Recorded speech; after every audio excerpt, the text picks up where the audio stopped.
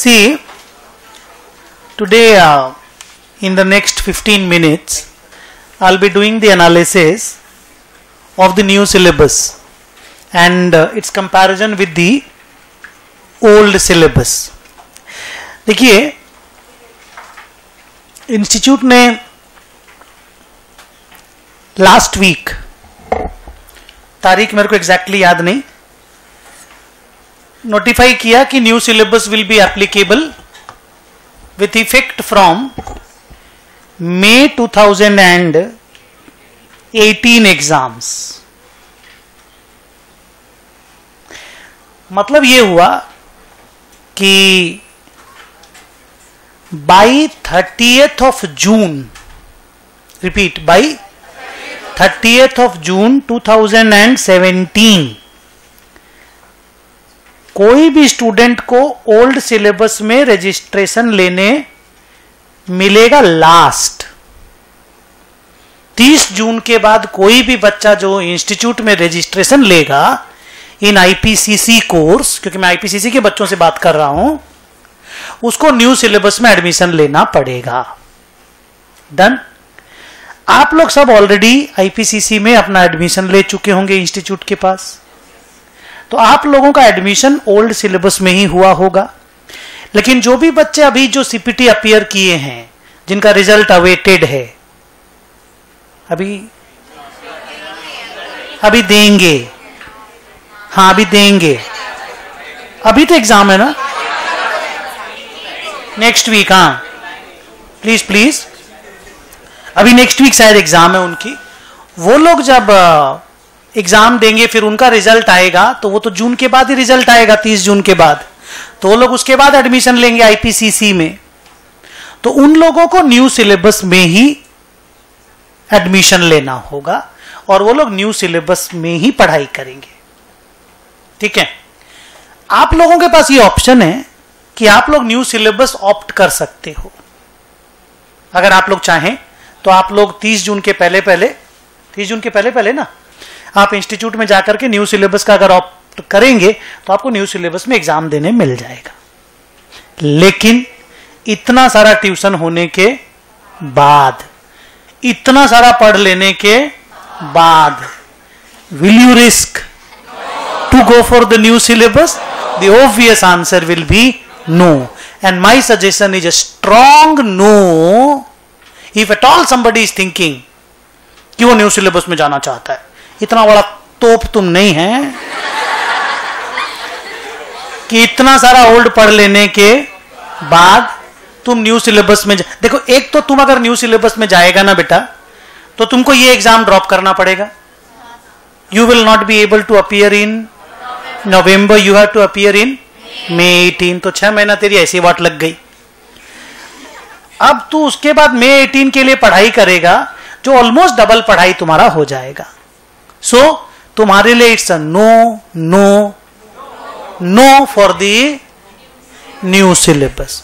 अपन को old syllabus में अपना एग्जाम देना है. और क्यों अभी झमेला में फंसे हम लोग इतना पढ़ चुके हैं, कोई सेंस नहीं है नए सिलेबस में जाने का. Clear? So my advice to all my students is that कि we will be attempting our examinations in the old syllabus in which we had taken our registration. No chance कि हम लोग शिफ्ट करेंगे, हम लोग शिफ्ट नहीं करेंगे. Next, ज्यादा इंपॉर्टेंट बात, मेरा दूसरा पॉइंट ये है कि ओल्ड सिलेबस में, मतलब आप बच्चों को जो अभी पढ़ रहे हैं मेरे पास, उनको 4 अटेम्प्ट्स देने मिलेंगे ओल्ड सिलेबस में, सिर्फ 4. इंस्टीट्यूट अगर, प्लीज बच्चों प्लीज अच्छे से सुनना, इंस्टीट्यूट अगर इसको एक्सटेंड करे बाद में, मैं नहीं बोल पाऊंगा, पर at this point of time you will be getting 4 attempts to clear your IPCC. So work hard to clear it in 1 attempt. 4 attempt तक जाने मत दो चीज को, फंस जाओगे. हार्डवर्क करो अगले 5 महीने. इंस्पायरिंग भी है अपने लिए, चैलेंजिंग भी है अपने लिए, टास्क इन हैंड. समझ रहे हो मैं क्या बोल रहा हूं? So I am giving you a little motivational lecture also. 4 attempt कैसे है कि अभी आप नवंबर 17 में एग्जाम दोगे, मई 18 में पेपर होगा, ओल्ड सिलेबस की बात कर रहा हूं मैं तुम्हारे लिए। फिर तुम नवंबर 18 में पेपर दोगे, लास्ट उन्होंने बोला है हम लोग मई 19 में ओल्ड सिलेबस का एग्जाम लेंगे। मई सिलेबस के बाद institute is not going to take the exams of the old syllabus students. So अपने लिए स्टेक पे क्या है? स्टेक पे ये है कि अगर अपन इन 4 अटेम्प्ट्स में क्लियर नहीं कर पाते हैं तो फिर अपने को न्यू सिलेबस में एग्जाम देनी पड़ेगी। और new syllabus is a little bigger, approximately 50% बिगर, 50% ज्यादा है। थोड़ा सा ना शांति से सुनना मेरी सारी बातों को। डन? तो प्लीज, तो अपने लोग नवंबर 17 में ही बोथ ग्रुप अटेम्प्ट करके अपन नवंबर 17 में ही क्लियर करने का कोशिश करेंगे। अपन अगला 5 महीना सीरियसली पढ़ेंगे। प्रेशर डाल दिया गया अपने ऊपर कि बॉस 4 ही टर्म है, नहीं तो फिर न्यू सिलेबस में जाना है। तो प्रेशर आ गया तो अपने को वर्क हार्ड करना नेचुरली पड़ेगा ना, अब उपाय नहीं है। अब से डू एंड डाई गेम है कल इंडिया का, कल है ना, अपन का भी वैसा स्थिति आ गया अभी नहीं। So work hard, November 17 we will try to clear both the groups in 1 attempt. उसके बाद बाई चांस कोई पेपर नहीं हुआ, कुछ नहीं हुआ, अपने पास 3 अटेम्प्ट और रहेंगे, but we will try to complete it in first attempt, both groups. अब आइए प्रॉब्लम क्या है प्लीज बच्चों। So far as my classes are concern, I am talking about my self.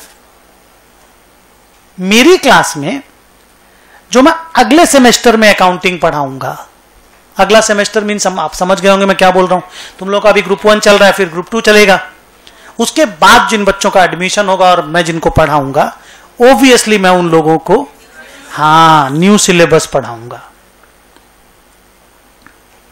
तो वो स्टूडेंट जो अभी मेरे पास सिर्फ ग्रुप 1 पढ़ रहे हैं और ग्रुप 2 अकाउंटेंसी 6 महीना बाद पढ़ने वाले हैं और ओल्ड सिलेबस में अपीयर करने वाले हैं, उन लोगों को ओल्ड सिलेबस में लाइव क्लास नहीं मिलेगा। Did not you understand practical problem of hours? उन लोगों को ग्रुप 2 का ओल्ड सिलेबस रिकॉर्डिंग क्लास में करना होगा। वही रिकॉर्डिंग जो तुम लोगों की मैं अभी करूंगा, सेकेंड ग्रुप वाली, वही उन बच्चों को नेक्स्ट सेमेस्टर में पढ़ना पड़ेगा। Because in the next syllabus I am not going to teach the old syllabus. So this is a bigger thing जो तुम लोगों के साथ मेरे को शेयर करना था। एंड नॉट ओनली मी, कोई भी दूसरा टीचर अफोर्ड नहीं कर पाएगा ओल्ड और न्यू दोनों पढ़ाने को, because it will be very much hotchpotch type of a thing. So please, next semester live classes will only be available in new syllabus. For all syllabus students video classes will be available. That is not a problem. Video classes हम लोग पूरा last तक avail कराएंगे। May 18, November 18 and May 19 हम लोग avail कराएंगे। कुछ बच्चे ओल्ड सिलेबस के रहेंगे, उनको रिपीट क्लास, रिवीजन क्लास करनी पड़ेगी, तो ये हम लोग अवेलेबल उनके लिए करवाएंगे। Done? Now let us talk about the change in the syllabus of accountancy only. देखिए, one thing that I want to say about the ICAI, that the change is for the betterment. जो change हुआ है वो अच्छा हुआ है, there is no doubt about that. Problem is that कि तुम्हारे IPCC पढ़ते पढ़ते ये चेंज हो गया, तो तुम ट्रांजिशन में घुस गए, मतलब you are in the transition phase. तो तुम लोगों को थोड़ा सा पेन ज्यादा है। पेन ज्यादा इस तरह से है कि तुम लोगों को IPCC पढ़ना पड़ेगा ओल्ड सिलेबस में, और सीए फाइनल पढ़ना पड़ेगा न्यू सिलेबस में। सो दैट वे तुम लोगों को थोड़ा सा, जिसको हम लोग बोलते हैं ना, थोड़ा सा तुम लोग लॉस में हो, थोड़ा सा तुम लोग बैकफुट पे हो, थोड़ा सा, ठीक है। उसको मेकअप कैसे करना पड़ेगा, क्या करना पड़ेगा, I will talk on some other day. But तुम्हारी प्रॉब्लम यही है, old syllabus IPCC and new syllabus CA finals, तो वो ट्रांजिशन फेज में देखो हमेशा ये प्रॉब्लम से कोई ना कोई तो गुजरेगा, कभी ना कभी तो ऐसा होगा, वो तुम्हारे साथ हो रहा है। नाउ सिलेबस को ऐसे डिजाइन किया गया है कि आईपीसीसी के जो बच्चे हैं, मतलब आप लोग जो हो, आप लोगों को इंड एस का नाम मालूम है? इंड एस बोल के कोई चिड़िया है, आपको मालूम है? गुड। तो सिलेबस इंस्टीट्यूट ने क्या डिजाइन किया मैं आपको बता दूं, बड़ा इंटरेस्टिंग डिजाइन किया है and it's very healthy. I congratulate the institute for this particular thing कि उन्होंने ये काम किया, लॉन्ग अवेटेड था। आप मेरी क्लास में बीच बीच में ये सब वर्ड सुने होंगे जो मैं अभी बोलने वाला हूं। आप देखिए, मैं जो कुछ बोलूंगा आप बोलेंगे हाँ सर आप पहले भी बोले थे। It's good. क्यों? पूरा जो आईपीसीसी है ना, that is now as discussion, as existing as जो आप पढ़ रहे हैं, और पूरा जो सीए फाइनल है ना वो हो गया इंड एएस डिस्कशन। बेसिकली मतलब मोटा मोटा बात बोल रहा हूं, ब्रॉड कहानी ये हो गया ना कि 250 करोड़ से ऊपर वाली नेटवर्थ वाली कंपनियां जिनको इंड एएस फॉलो करके अपना बैलेंस शीट बनाना है, वो आपको सीए फाइनल में पढ़ने मिलेगा। और 250 करोड़ से नीचे वाली कंपनी जो है वो आपको आईपीसीसी में कंप्लीट कर लेना है। Did you understand? अच्छा, ये तो आपको मालूम ही है कि 250 करोड़ से नीचे वाली कंपनियां एएस फॉलो करती हैं और 250 करोड़ से नेटवर्थ जिनका ऊपर है वो इंड एएस फॉलो करते हैं, आपको मालूम ही है। तो Ind AS CA final, big company CA final, small companies and individuals IPCC. Main story का डिफरेंस ये है, ठीक है। अब please please please please boys, अब सिलेबस का चर्निंग कैसे किया, अकाउंट्स के पेपर के बारे में मैं बोल रहा हूं। 4 घटिया टॉपिक, 3 का नाम आप जानते हैं। गुड बोलो, average due date, account current और सेल्फ बैलेंसिंग लेजर्स। बोलने दो, सेल्फ बैलेंसिंग लेजर्स। पढ़ाते पढ़ाते मैं क्या बोलता था इन चैप्टर्स के बारे में? घटिया चैप्टर्स है, ये आईपीसीसी में नहीं होना चाहिए, स्टैंडर्ड के चैप्टर्स ये नहीं है, इनको हटा दिया गया है, they are out of syllabus, IPCC में नो लॉन्गर एग्जिस्टिंग। एनटीओ को भी हटा दिया गया है। पूरा सुनिएगा प्लीज, हो हा करने का नहीं है। जब आप न्यू इंक्लूजन सुनेंगे तो आपको हो हा करने से आप रुक जाएंगे। अभी आप खुश रहे भाई इनको कम पढ़ना पड़ रहा है, नहीं, इनको बहुत ज्यादा पढ़ना है। New syllabus is 50% more, we have to take more number of classes in the new syllabus, obviously our fees will be increased. But that's a different ball game, we'll talk about it later. But बाद में बात करते हैं, मजाक का बात था। Serious note पे आप सुनो, ये जो पार्टनरशिप का आज तुम्हारा क्लास खत्म हुआ, पार्टनरशिप का यहां तक का portion out of syllabus.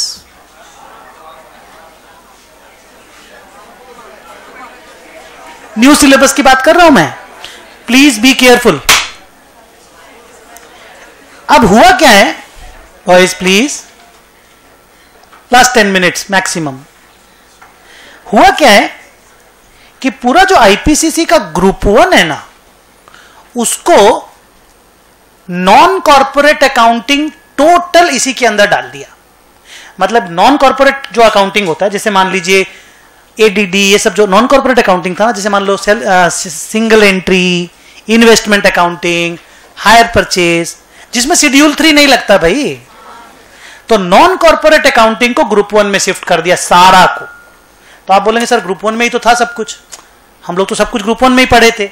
Group 2 में कुछ नॉन कॉर्पोरेट के चैप्टर थे, like departmental accounting, branch accounting, उसको ना ग्रुप 1 में ले आया। इवन पार्टनरशिप ग्रुप 2 का,